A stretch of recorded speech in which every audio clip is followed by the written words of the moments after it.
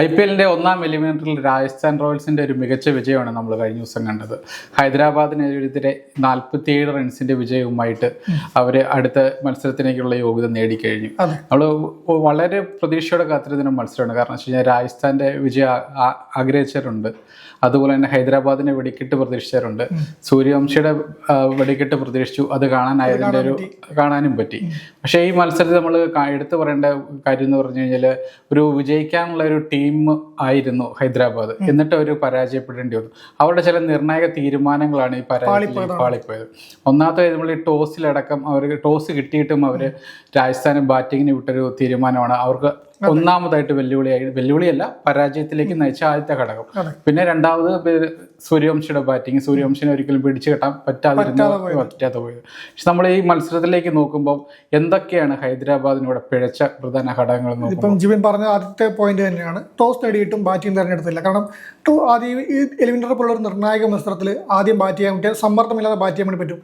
നല്ല ബാറ്റിംഗ് നിരയാണ്, രണ്ട് ടീമിനും നല്ല വെടിക്കെട്ട് ബാറ്റിംഗ് നിരയുണ്ട്. ഹൈദരാബാദിൻ്റെ ബാറ്റിംഗ് നമുക്കറിയാം, ഇഷാൻ കിഷൻ മുതൽ പിന്നെ അഭിഷേക്, ഹെഡ്, ക്ലാസ്, അങ്ങനെ ഒരു വലിയ നിരയുണ്ട്.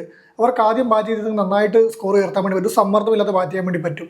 നേരെ മറിച്ച് മറുവശത്ത് രാജസ്ഥാൻ വെക്കുമ്പം വൈഭവ് സൂര്യവംശി ഒരു താരമുണ്ട്, പിന്നെ നമ്മുടെ ജയ്സ്വാളും. അതിൽ വൈഭവ് എന്നുള്ളൊരു പേര് എന്തായാലും വേറിട്ട് നിർത്തേണ്ട ഒരു വണ്ടർ കിഡാണ്. അദ്ദേഹത്തിന് ആദ്യം ബാറ്റ് ചെയ്യാൻ വിടുമ്പോൾ സമ്മർദ്ദമില്ലാതെ ബാറ്റ് ചെയ്യാൻ വേണ്ടി വിട്ടുകൊടുത്താൽ എന്തായിരിക്കും സംഭവിക്കുക എന്ന് കമ്മിൻസ് ചിന്തിക്കണമായിരുന്നു. കമ്മിൻസ് ചിന്തിച്ചില്ല. കാരണം ഫസ്റ്റ് പിന്നെ അവരെ ബാറ്റിങ്ങിന് അയച്ചു ഈ പറഞ്ഞ സമ്മർദ്ദമില്ലാതെ വൈഭവ് സൂര്യവംശി അഴിഞ്ഞാടി 29 മുതൽ 97 റൺസ് എന്നൊക്കെ പറയുമ്പോഴേക്ക് അങ്ങ് എത്തി. ഒരു 3 റൺ അകലെയാണ് ഇന്നലെ സെഞ്ചുറി നഷ്ടപ്പെടുന്നത്. ആ സെഞ്ചുറി കിട്ടിയതിൽ കഴിഞ്ഞ ദിവസം അദ്ദേഹം പീറ്റേഴ്സിനോട് പറഞ്ഞിരുന്നു, ഞാൻ 20 ഓവറും ബാറ്റ് ചെയ്താൽ 200 റൺസ് അടിച്ചിരിക്കുന്നു പറഞ്ഞിട്ടുണ്ടായിരുന്നു. അത് 20 ഓവർ ഞാൻ കാണുന്നില്ല, ഞാൻ കാണുന്ന ഒരു 10 ഓവർ നിന്നിരുന്നെങ്കിൽ സ്കോർ മത്സരത്തിന് 10 ഓവർ ഉണ്ടായിരുന്നെങ്കിൽ ഒരു വലിയ സ്കോറിലേക്ക് തന്നെ രാജസ്ഥാനെ വൈബ് എത്തിച്ചാണ്. അപ്പോൾ അങ്ങനെ ഒരു താരം മറുവശത്ത് നിൽക്കുമ്പം ഇങ്ങനത്തെ ഒരു നിർണായക മത്സരത്തിൽ സമ്മർദ്ദം വരാൻ വേണ്ടി പോവുകയാണ്. സെക്കൻഡ് ബാറ്റിങ്ങിന് എന്തായാലും സമ്മർദ്ദം ഉണ്ടാവും, റൺ എത്തും. പക്ഷേ കമ്മിൻസ് അനുസരിച്ച് നല്ല ബോളിംഗ് നിരയുണ്ട്. ഹൈദരാബാദിനെ സംബന്ധിച്ചാൽ നല്ല ബോളിംഗ് നിരയാണ്. അപ്പോൾ എറിഞ്ഞിട്ടിട്ട് അനായാസം ചേസ് ചെയ്യാതായിരിക്കും കരുതിയിട്ടുണ്ടാവും. പക്ഷേ ഇങ്ങനത്തെ നിർണായക മത്സരത്തിൽ ആ സമ്മർദ്ദം വന്നാൽ അത് തിരിച്ചടിയാവുന്ന ശ്രദ്ധിക്കണമായിരുന്നു. ആ സമ്മർദ്ദം വൈഭവിനും സംഘത്തിനും സമ്മർദ്ദമില്ലാതെ ബാറ്റ് വീശാനായി. ഇതിനേക്കാൾ വലിയ സ്കോറിലേക്ക് പോകണം. അവസാന നിമിഷം സ്കോറിംഗ് വേഗത ഉയർത്താൻ പറ്റാതെ പറ്റിയത്. എങ്കിൽ കൂടി 253 വലിയ റണ്ണിൽ ഉയർത്താൻ വേണ്ടി പറ്റി. മറുവശത്ത് ഈ സമ്മർദ്ദം കൊണ്ട് കളിക്കാൻ ഇറങ്ങിയപ്പോൾ തുടക്കം മുതൽ ഈ പേര് കേട്ട ബാറ്റിംഗ് നിര വീണുപോയി, ആ സമ്മർദ്ദത്തിൽ വീണുപോയി. അതാണ് ആദ്യത്തെ കാരണമായിട്ടാണ് എനിക്ക് തോന്നുന്നത്. ഇത് ഈ കമ്മിൻസ് മത്സരത്തിന് മുമ്പ് പറഞ്ഞൊരു കാര്യമുണ്ട്, സൂര്യവംശയെ പിടിച്ചു കിട്ടാനുള്ള തന്ത്രം ഞങ്ങളുടെ കൈവശമുണ്ടത്. പക്ഷെ ഇപ്പോൾ ലിജിൻ പറഞ്ഞ പോലെ തന്നെ അവിടെയാണ് ഒരു പ്രശ്നം പാളിപ്പോയത്. കാരണം വെച്ച് കഴിഞ്ഞാൽ സൂര്യവംശിയെ ആദ്യം ഒരു സമ്മർദ്ദമില്ലാതെ ബാറ്റിങ്ങിന് എത്തുന്നു. പക്ഷെ അപ്പോഴും കമ്മിൻസ് വിചാരിച്ചിട്ടുണ്ടാവും സൂര്യവംശിയുടെ വിക്കറ്റും അതുപോലെ തന്നെ ജയ്സ്വാളിന്റെ വിക്കറ്റും വീണ് കഴിഞ്ഞ് രാജസ്ഥാൻ എളുപ്പമാണ്. അപ്പൊ ഇവരിൽ ആരെങ്കിലും ഒരാളെ വീഴ്ത്താൻ പറ്റുകയാണെങ്കിൽ കളി അനുകൂലമാകുമെന്ന് പാറ്റ് കമ്മിൻസ് ഉറപ്പിച്ചിരുന്നു. പക്ഷെ ഇന്നലെ നമ്മൾ മത്സരം കാണുമ്പോൾ നമുക്ക് മനസ്സിലാവും, ഈ ജയ്സ്വാൾ ഭയങ്കര സ്ലോയിലാണ് കളിച്ചത്. ജയ്സ്വാള് പിന്നെ ഒരു കാഴ്ചക്കാരനായിരുന്നു. സൂര്യവംശിനെ അടിക്കാൻ വിട്ടിട്ട് പുള്ളി സ്ട്രൈക്ക് കൈമാറുക മാത്രമാണ് ചെയ്യുന്നത്. പക്ഷെ അവിടെ ഒരു ബുദ്ധിപൂർവ്വമായിട്ടുള്ള സ്ട്രൈക്ക് കൈമാറ്റമാണ് ജയ്സ്വാൾ നടത്തിയത്. പക്ഷെ അവിടെ ഈ കമ്മിൻസ് മുമ്പ് നേരത്തെ എടുത്ത തീരുമാനം ഈ 15 വയസ്സുകാരനായ പയ്യൻ ഒറ്റയ്ക്ക് തകർക്കുകയാണ്. അവിടെയാണ് കമ്മിൻസ് ആദ്യം അത് ആലോചിക്കണേ. നീ പറഞ്ഞ പോലെ ഈ ഗ്രൂപ്പ് സ്റ്റേജിലാണ് കുഴപ്പമില്ല, വൈഭവ് അഴിഞ്ഞാടിയാൽ തന്നെ ഒരു വലിയ സമ്മർദ്ദത്തിലാണ് ഇത്. പക്ഷേ ഒരു 50-50 ചാൻസ് ആണ്. വൈഭവിനെ പൂട്ടാൻ പറ്റിയാൽ ഈ പറഞ്ഞ പോലെ ചിലപ്പം മത്സരം അനുകൂലമാക്കാൻ വേണ്ടി പറ്റും. പിന്നെ എറിഞ്ഞിടാൻ വേണ്ടി എളുപ്പമാണ്, സമ്മർദ്ദമില്ലാതെ ചേസ് ചെയ്യാൻ പറ്റിയ ബാറ്റിംഗ് നിരയുണ്ട്. പക്ഷെ വൈഭവിന് ഇങ്ങനെ പൂട്ടാൻ പറ്റിയില്ലെങ്കിൽ ഇതുപോലെ റൺമല കയറേണ്ടി വരും, അത് സമ്മർദ്ദമാവും ചിന്തിക്കണമായിരുന്നു. ആ ഒരു ചാൻസ് എടുക്കാൻ പാടില്ല, ഇങ്ങനത്തെ മത്സരത്തിൽ എടുക്കാൻ പാടില്ലായിരുന്നു. ഇപ്പൊ ലിജിൻ പറഞ്ഞ റിസ്ക് വലിയ റിസ്ക് ആണ്. പക്ഷെ അപ്പോഴും ഇവര് പ്രതീക്ഷിച്ച ഇവിടെ നമ്മൾ നോക്കുമ്പോഴത്തേക്കും ക്ലാസനുണ്ട്, ഇഷാൻ കിഷനുണ്ട്, അല്ലെങ്കിൽ അഭിഷേകുണ്ട്, ഹെഡുണ്ട്. ഈ 4 ബാറ്റ്സ്മാൻമാരെ വെച്ച് എത്ര വലിയ സ്കോർ തിരിച്ചടിച്ചെടുക്കാൻ പറ്റുമെന്ന് ഒരു കോൺഫിഡൻസ് അദ്ദേഹം ഉണ്ടായിരുന്നു. പക്ഷെ രണ്ടാമത് ബാറ്റ് ചെയ്തപ്പോഴത്തേക്ക് ഇത്ര വലിയൊരു ടാർഗറ്റിലേക്ക് എത്താൻ ഈ ഹൈദരാബാദിന് പറ്റിയില്ല. അതിനുള്ള മെയിൻ കാരണം എന്നൊക്കെ ചൂണ്ടിക്കാണിക്കാവുന്ന കാര്യം എന്ന് വെച്ച് കഴിഞ്ഞാൽ സമ്മർദ്ദം തന്നെയാണ്. ഇത് ആദ്യം ബാറ്റ് ചെയ്തിട്ട് ഈ പറഞ്ഞ 4 താരങ്ങളിൽ ഇന്നലെ ഇപ്പൊ 4 താരങ്ങൾ നമുക്ക് ഇഷാൻ മാത്രമാണ് ഒന്ന് ഭേദപ്പെട്ടെന്ന് പറയാൻ വേണ്ടി പറ്റുമോ, ഒന്ന് പിടിച്ച് നിൽക്കാൻ ശ്രമിച്ചത്. പക്ഷെ 4 പരാജയം തന്നെ ആയിരുന്നു ഇന്നലത്തെ റിസൾട്ട് വെച്ച് നോക്കുമ്പോൾ. അവരിൽ ഏതെങ്കിലും ഒരാൾ തിളങ്ങി തന്നെ ഈ പറഞ്ഞ വൈഭവ് ഒറ്റക്കാണല്ലോ വലിയ സ്കോറിലേക്ക് എത്തിച്ചത്. ഒറ്റക്ക് എന്ന് പറയാം, നമുക്ക് ആദ്യം തുടക്കത്തിൽ എത്തിച്ചാണ്. അതുപോലെ ഹൈദരാബാദ് ബാറ്റ് ചെയ്തിരുന്നെങ്കിൽ ഹൈദരാബാദിന് പറ്റുമായിരുന്നു. ഈ പറഞ്ഞ നമ്മൾ പറഞ്ഞ 4 താരങ്ങൾ ഏതെങ്കിലും ഒരാൾ നിന്ന് അടിച്ചിരുന്ന തന്നെ വലിയ സ്കോറിലേക്ക് എത്താൻ വേണ്ടി പറ്റുമായിരുന്നു. സമ്മർദ്ദം നേരെ ഈ സൂര്യവംശിയുടെ മേലെ സമ്മർദ്ദം ഇടാൻ വേണ്ടി പറ്റുമായിരുന്നു. സമ്മർദ്ദം ഇടാൻ സൂര്യവംശിക്ക് സമ്മർദ്ദം എന്ന് പറയുമ്പോൾ അതിലൊരു കൗതുകൊണ്ട് അയാൾക്ക് എന്ത് സമ്മർദ്ദമൊന്നുമില്ല, ചക്കര അടിച്ച് തകർപ്പേ ഉള്ളൂ. പക്ഷേ എങ്കിൽ കൂടി ഒരു പ്രഷർ ടീമിന് മുകളിൽ ബിൽഡ് ചെയ്യാൻ വേണ്ടി പറ്റുമായിരുന്നു. അതിവിടെ പറ്റിയില്ല. കമ്മിൻസിന്റെ ആ തീരുമാനം പാളി തന്നെ അവിടെ പിഴച്ചുപോയി. നമുക്കറിയാം, പിന്നെ ഒന്നാമത്തെ രാജസ്ഥാനും ബംഗളൂരുവും മറ്റേ ഗുജറാത്തും കളിച്ചപ്പം അവിടെ ഗില്ലിന് പറ്റിയതും ഇതേ പിഴവായിരുന്നു. അവർ ആദ്യം മാറ്റിയാണ് അയച്ചത്. ആ പിഴവ് കമ്മിൻസ് ആവർത്തിക്കുകയാണ് ചെയ്തത്. അത് ഇപ്പൊ ഈ ഗില്ല് ചെയ്ത പിഴവെന്ന് പറഞ്ഞാൽ രണ്ടാമത് ബാറ്റ് ചെയ്തിട്ട് സ്കോർ എടുക്കാന്ന് പറഞ്ഞു. പക്ഷെ അതുപോലെ തന്നെ ഇവിടെ നമ്മൾ പറയുമ്പോഴും കമ്മിൻസ് വിചാരിച്ചു ഓപ്പണിംഗിൽ അഭിഷേകും ഹെഡും കൂടെ ഇവരിൽ ആരെങ്കിലും ഒരാൾ തിളങ്ങുകയും മികച്ച സ്കോർ നേടുകയും ചെയ്ത് കഴിഞ്ഞാൽ പിന്നെ വരുന്ന 4ാമതായിട്ട് വരുന്ന ക്ലാസ്സിനാണ് വരുന്നത്. ക്ലാസ്സിനാണ് മികച്ച ഇന്നിങ്സ് കളിക്കാൻ ഈ ക്ലാസ്സിനെ വെച്ച് കളിയിൽ അനുകൂലമാക്കി എടുക്കാൻ പറ്റുമെന്ന് വിശ്വാസം ഉണ്ടായിരുന്നു. പക്ഷെ 240 മുകളിലോട്ട് സ്കോർ പോയി. അതൊരു വലിയ ഘടകമാണ്. പക്ഷെ അപ്പോഴും നമ്മൾ കാണേണ്ട ഒരു കാര്യം എന്ന് പറഞ്ഞു കഴിഞ്ഞാൽ ഈ രാജസ്ഥാന്റെ അവസാനത്തെ ബാറ്റിംഗിൽ ഒരു ബാറ്റിംഗ് റണ്ണ് വന്നില്ല. ആ ഓവറുകളിൽ റണ്ണ് വന്നിരുന്നെങ്കിൽ ഒരു 280 പ്ലസ് റണ്ണ് പറഞ്ഞു. ജഡേജയൊക്കെ അവസാനം വന്ന് കിടന്ന് എന്തൊക്കെയാ കാണിക്കുന്നത്. ജഡേജ ഓടുന്നു, കുറച്ച് പേര് റൺ ഔട്ട് ആക്കുന്നു. ജഡേജയുടെ ഇങ്ങനെ കണ്ടിട്ടില്ല നമ്മൾ. ഈ ഒരു IPL പോലും ജഡേജനെ ഇങ്ങനെ കണ്ടിട്ടില്ല. ജഡേജയുടെ പേര് പോലും ഈ IPL ഒരിടത്ത് പേര് പറഞ്ഞിട്ടില്ല. വല്ല കമന്റേറ്റർമാർ പറയുന്നല്ലാതെ ജഡേജ ഈ ഇത്തവണത്തെ IPL ഒരിടത്ത് രേഖപ്പെടുത്തിയിട്ടില്ല. അത്രയും മോശം പ്രകടനമായിരുന്നു ജഡേജയുടെ ഭാഗത്ത് നിന്ന് ഇന്നലെ ബാറ്റിംഗ് ഓർഡറിലിട്ട് വന്നപ്പോൾ കണ്ടത്. പക്ഷെ ജഡേജയുടെ ഭാഗത്ത് ഒരു 30-40 റൺസും കൂടെ ഉണ്ടായിരുന്നെങ്കിൽ ഈ വലിയ സ്കോറിലേക്ക് എത്തിയതിനെ. അപ്പോഴും കൂടുതൽ സമ്മർദ്ദം ഇപ്രാവശ്യം ഉണ്ടായിരുന്നു. കമ്മിൻസിന്റെ പ്ലാനിങ് എല്ലാം തകരുന്ന അവിടെയാണ്. പക്ഷെ നമ്മൾ അപ്പോഴും ഒരു പറയേണ്ട ഒരു കാര്യം എന്ന് പറഞ്ഞാൽ ഈ വൈഭവിന്റെ കാര്യം നമ്മൾ പറഞ്ഞു. 3 റൺസിനകലെ അദ്ദേഹത്തിന് സെഞ്ചുറി നഷ്ടപ്പെട്ടു. അത് ആരും ആഘോഷിച്ചിട്ടുണ്ടാവില്ല. ക്രിക്കറ്റ് അറിയാവുന്ന, ക്രിക്കറ്റിനെ സ്നേഹിക്കുന്ന ആരും ആ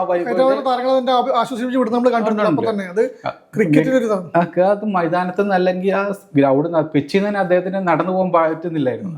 കാരണം കഴിഞ്ഞ സീസണിൽ നമ്മൾ കണ്ടാണ് ഔട്ടായി പോകുമ്പോൾ കരയുന്നൊരു താരം നമ്മൾ കണ്ടിട്ടുണ്ട് അടുത്ത് വേണ്ടിട്ട്. അതൊരു കൊല്ലത്ത് ഇത് തന്നെയാണ്. കാരണം അർഹിച്ച സെഞ്ചുറിയാണ്. പക്ഷേ അടുത്ത മത്സരം കൂടി ഉണ്ട്. അതാണ് ഞാൻ പ്രതീക്ഷിക്കുന്നത്. അത് ഈ സീസണിൽ അടുത്ത മത്സരത്തിൽ ചിലപ്പോൾ സെഞ്ചുറി അടിച്ചേക്കാം. ഈ കഴിഞ്ഞ പിന്നെ സോഷ്യൽ മീഡിയയിൽ കമന്റ് തന്നെയാണ് രാജസ്ഥാൻ പ്ലേ ഓഫിലേക്ക് എത്തണം എന്ന് ആഗ്രഹിക്കുന്നത്. അത് ഒരു മത്സരത്തിൽ കൂടുതൽ വൈഭവിന്റെ ബാറ്റിംഗ് കാണാലോ എന്നൊരു ആഗ്രഹമാണ്. അത് തീർച്ചയായും ഇന്നലെ കാണാൻ പറ്റാത്ത വലിയ നഷ്ടം തന്നെയാണ്. അതെ, ഭയങ്കര നഷ്ടമാണ്. കാരണം വെച്ച് കഴിഞ്ഞാൽ നമുക്ക് ഇതുപോലെ ഇന്നിങ്സ് കാണുക എന്ന് പറഞ്ഞു കഴിഞ്ഞാൽ സാധ്യത വളരെ കുറവാണ്. പാടിത്താർ ഇതിനോട് ചേർന്നിട്ടുള്ള ഇന്നിങ്സ് വന്നിരുന്നു. പക്ഷെ പാടിത്താർ നമ്മൾ പ്രതീക്ഷിക്കുന്നില്ല. അല്ലെങ്കിൽ പാടിത്താറിനെ പോലത്തെ താരം ഒരു സീനിയർ താരം നമുക്ക് കൂടെ പറയാൻ പറ്റും. വൈഭവിനെ വെച്ച് നോക്കുമ്പോൾ ഇത് 15 വയസ്സുകാരനാണ്. പ്രായം വെച്ച് അടിക്കുന്ന വൈഭവിനെ കമ്പയർ ചെയ്യുന്ന ക്രിസ് ഗെയിലൊക്കെ ആയിട്ട് വന്ന് വിചാരിക്കണം. അതാണ് 15 വയസ്സുകാരൻ 6 റെക്കോർഡൊക്കെ തകർത്തു കഴിഞ്ഞു. കമ്പയർ ചെയ്ത് തെറ്റൊന്നുമില്ല. കാരണം റെക്കോർഡുകൾ തകർത്തുകൊണ്ട് മുന്നോട്ട് പോവാണ് താരം. അതിപ്പോ അലിജിൻ ആദ്യം പറഞ്ഞ പോലെ ഇപ്പൊ അദ്ദേഹത്തിന് ഗെയിലിന്റെ റെക്കോർഡുകളൊക്കെ തകർക്കാൻ ആഗ്രഹം ഉണ്ടല്ലേ. 10 ഓവർ നിന്ന് കഴിഞ്ഞാൽ എത്ര റൺസ് നേടാനാവും. ഈ ഒരു 15-കാരനെ ഈ സ്വപ്നം കാണുന്ന ഒരു വലിയൊരു കാര്യമാണ്. പക്ഷെ അദ്ദേഹത്തിന് ഇത്രയും ചെറുപ്പത്തിൽ ഇതുപോലെ സ്കോർ ചെയ്യാനും പറ്റുന്നുണ്ട്, പേടിയില്ലാതെ ഷോട്ട് കളിക്കാൻ പറ്റുന്നുണ്ട്, റൺസ് നേടാനും പറ്റുന്നുണ്ട്. 3 സഹോദരങ്ങളില് നമ്മളൊക്കെ അടിക്കുന്ന നമ്മൾ അനീനാന്ന് പറഞ്ഞിട്ടുണ്ടായിരുന്നു. ഇപ്പൊ അനീനൊക്കെ വരുമൊക്കെ എന്തായാലും കണ്ടറിയേണ്ടത്. അദ്ദേഹത്തിന്റെ ഇപ്പൊ ഇന്നലെ എല്ലാരും പറഞ്ഞു പാറ്റ് കമ്മിൻസിന്റെ അത് അടിക്കുന്ന അടിയുണ്ട് തുടക്കത്തില്. നല്ലപോലെ അടി വേണി 60 നല്ല അടി വാങ്ങുന്നുണ്ട്. അത് നമ്മൾ പറയും ഇപ്പൊ ഒരു ചില ഇവർ ഔട്ട് ആകുമ്പോഴത്തേക്കും ക്വാളിറ്റി ബോളർമാർക്കെതിരെ ഔട്ട് അദ്ദേഹത്തിന് റൺസ് എടുക്കാൻ പറ്റുന്നില്ല. പക്ഷെ ബുംറക്കിട്ട് അടിക്കുന്നുണ്ട്, കമ്മിൻസിൽ അടിക്കുന്നുണ്ട്, എല്ലാവർക്കും അടിക്കുന്നുണ്ട്. അവിടെ നമ്മൾ നോക്കുമ്പോഴത്താണ് ഈ സൂര്യവംശിയുടെ ഒരു ക്വാളിറ്റി നമുക്ക് മനസ്സിലാവുന്നത്. കഴിഞ്ഞ സീസണിൽ അദ്ദേഹത്തിന് ഇത്രയും വലിയൊരു ഇന്നിങ്സ് കളിക്കാൻ പറ്റിയിട്ടില്ല. പക്ഷേ ഈ തവണ അദ്ദേഹത്തിലോട്ട് ഈ 2026 IPL വരുമ്പോൾ കഴിഞ്ഞ സീസണിൽ തനിക്ക് പറ്റിയ പാളിച്ചകളൊക്കെ പരിഹരിച്ച് മികച്ചൊരു ഇന്നിങ്സ് കളിക്കാൻ അല്ലെങ്കിൽ മികച്ച രീതിയിൽ ബാറ്റിംഗ് പുറത്തെടുക്കാനുള്ള എല്ലാ ഒരു ഘടകങ്ങളും അദ്ദേഹം ഈ തവണ സ്വരൂപിച്ചിട്ടാണ് ഈ തവണ വരുന്നത്.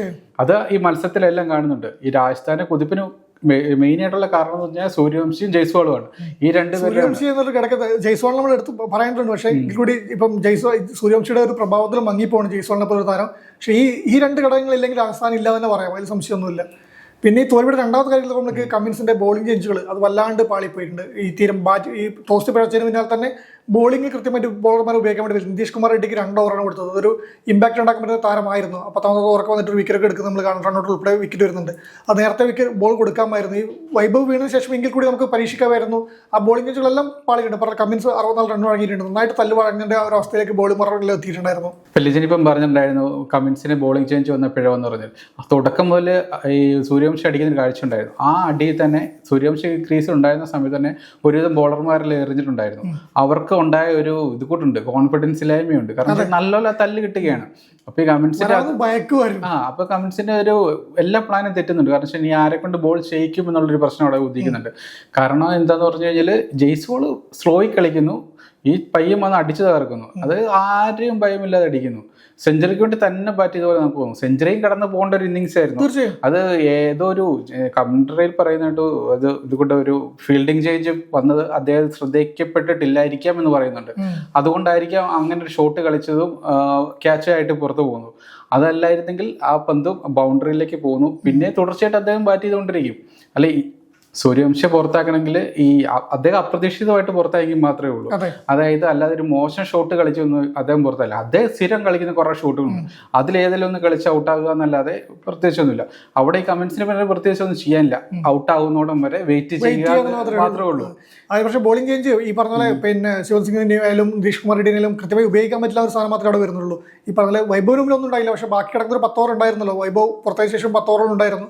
ആ സമയത്ത് അവസാന നിമിഷത്തെ വേഗത കുറക്കാൻ വേണ്ടി പറ്റിയിട്ടുണ്ട്. ഈ പറഞ്ഞ നിതീഷ് കുമാർ റെഡ്ഡിക്ക് അവസാനം എറിയുമ്പോഴേക്ക് ഈ പറഞ്ഞ നമ്മൾ നേരത്തെ പറഞ്ഞ വേഗത രാജസ്ഥാന്റെ സ്കോറിംഗ് വേഗത കുറച്ചിട്ടുണ്ട്. പക്ഷേ ആദ്യം മുതലേ കൃത്യമായിട്ട് പ്ലാനിങ് കൂടെ പിടിക്കാൻ വേണ്ടി കമ്മിൻസ് പറഞ്ഞത് വൈഭവിനെ പൂട്ടാൻ പ്ലാൻ ഉണ്ടെന്നായിരുന്നല്ലോ. ആ പ്ലാനും നടന്നില്ല എന്നല്ലാണ്ട്. പിന്നെ തോൽവിയുടെ കാരണം നമുക്ക് അറിയാം, കൃത്യമായി അറിയാം. 243 റൺസ് എന്ന് പറഞ്ഞാൽ അത് ഹൈദരാബാദ് ചേസ് ചെയ്യാൻ പറ്റാത്ത സ്കോർ ആയിരുന്നില്ല. നമ്മൾ ആദ്യം ഫസ്റ്റ് തൊട്ടേ പറഞ്ഞു 4 പ്രധാനപ്പെട്ട ബാറ്റ്സ്മാൻമാരുണ്ടായിരുന്നു. പക്ഷേ ആ ബാറ്റ്സ്മാൻമാരുടെ എല്ലാം പരാജയപ്പെട്ടു. ബാറ്റിംഗ് നിര തകർന്നു തന്നെയാണ് ഹൈദരാബാദിൻ്റെ തോൽവിയുടെ ഏറ്റവും പ്രധാനപ്പെട്ട അവസാനത്തെയും കാരണമായിട്ട് എനിക്ക് തോന്നുന്നത്. കാരണം അഭിഷേക് ഡെക്ക് പോകുന്നു, ഹെഡ് വന്ന് 17 എടുക്കുന്നു, ക്ലാസം വന്ന് 18 എടുക്കുന്നു, ഇഷാൻ 33 എടുക്കുന്നു. ഇഷാൻ്റെ ഒരു മിന്നലാട്ടം എന്ന് പറയാൻ വേണ്ടി ഒരു സ്ട്രൈക്ക് ശ്രമിച്ചു. പക്ഷേ വലിയ രീതിയിൽ എത്താൻ വേണ്ടി പറ്റിയില്ല. ആ ഒരു ബാറ്റ് തകർച്ചയാണ് എൻ്റെ അവസാനത്തെ കാരണമായിട്ട് എനിക്ക് തോന്നുന്നത്. പിന്നെ GT ആയിട്ടാണ് ഇനി അടുത്ത രാജസ്ഥാൻ മത്സരം വരുന്നത്. അത് ഇതുപോലെ തന്നെ സൂര്യവംശിയുടെ ഒരു മികച്ച ക്ലാസിക് ഇന്നിങ്സ് തന്നെ ആയിരിക്കും ആരാധകർ പ്രതീക്ഷിക്കുന്നത്. മറുവശത്ത് ഗില്ലിനും കൂട്ടർക്കും ആ മത്സരം ജയിച്ചേ പറ്റുള്ളൂ. ഇവിടെ നമ്മൾ രാജസ്ഥാന്റെ ബാറ്റിംഗ് കാണുമ്പോഴത്തേക്ക് എല്ലാവരും പ്രതീക്ഷിക്കുന്നത് സൂര്യവംശിയുടെ ഒരു സെഞ്ചുറിയാണ്. അർഹിക്കുന്നുണ്ട് കേട്ടോ, ഇത്തവണ ഒരു സെഞ്ചുറി കൂടെ അദ്ദേഹം അർഹിക്കുന്നുണ്ട്. കാരണം വെച്ചാൽ അദ്ദേഹത്തിനെ സംബന്ധിച്ച് ഓരോ മത്സരത്തിലും സെഞ്ചുറി അർഹിക്കുന്നുണ്ട് പറയേണ്ടി വരും. അങ്ങനെയാണ് അദ്ദേഹം ബാറ്റ് വീശുന്നത്. ഇത്തവണത്തെ IPL അദ്ദേഹത്തിന് വളരെ ക്രൂഷ്യലായിരുന്നു. കാരണം വെച്ചാൽ അദ്ദേഹത്തിന് ഇനി ഇന്ത്യൻ ടീമിലേക്കുള്ള ഒരു വാതിലുകൾ തുറക്കപ്പെട്ട സീസണാണ്. അതുകൊണ്ട് നമുക്കത് GTയുടെ ആയിട്ടുള്ള മത്സരത്തിൽ ഇപ്പോഴേ ഗില്ല് തയ്യാറായിട്ടും പ്ലാൻ തയ്യാറാക്കുന്നുണ്ടോ എങ്ങനെ സൂര്യവംശിയെ പൂട്ടാം എന്നുള്ളതായിരിക്കും. അല്ലാതെ വേറെ ജയ്സ്വാൾ അല്ലെങ്കിൽ സൂര്യവംശി ഇവരിൽ ഒരാളെ ആദ്യം പുറത്താക്കുക എന്നുള്ളതാണ് ഏറ്റവും വലിയ ആദ്യം. ജയ്സ്വാളല്ല സൂര്യവംശി തന്നെ പുറത്താക്കണം. ആര് പുറത്തായില്ല ഒന്നും സൂര്യവംശി ക്രീസിലുണ്ടെങ്കിൽ നോക്കില്ല. അദ്ദേഹം എത്ര മിനിറ്റ് ക്രീസിലുണ്ടാവില്ല, എത്ര സമയം ക്രീസിലുണ്ടാവും, അത്രയും വലിയ അപകടമാണ് നടക്കാൻ പോകുന്നത്. അതുകൊണ്ട് അദ്ദേഹത്തെ ആദ്യം വീഴ്ത്തുക മാത്രമാണ്. ജയ്സ്വാളിനൊക്കെ നമുക്ക് ഒരു പരിധി നമുക്ക് പറയാം, നമുക്ക് സഹിക്കാൻ പറ്റുന്ന രക്ഷയാണ്. പക്ഷേ ഇത് നടക്കില്ല, പയ്യൻ തകർത്തടിക്കാവുന്ന രക്ഷ ഉണ്ടാവില്ല. അപ്പോൾ ഏതൊക്കെ നമുക്ക് ഇനി അടുത്ത മത്സരത്തിലേക്ക് നമുക്ക് ഇനി പ്രതീക്ഷയോടെ നോക്കാം. GT ആയിട്ടുള്ളതാണ് മത്സരം.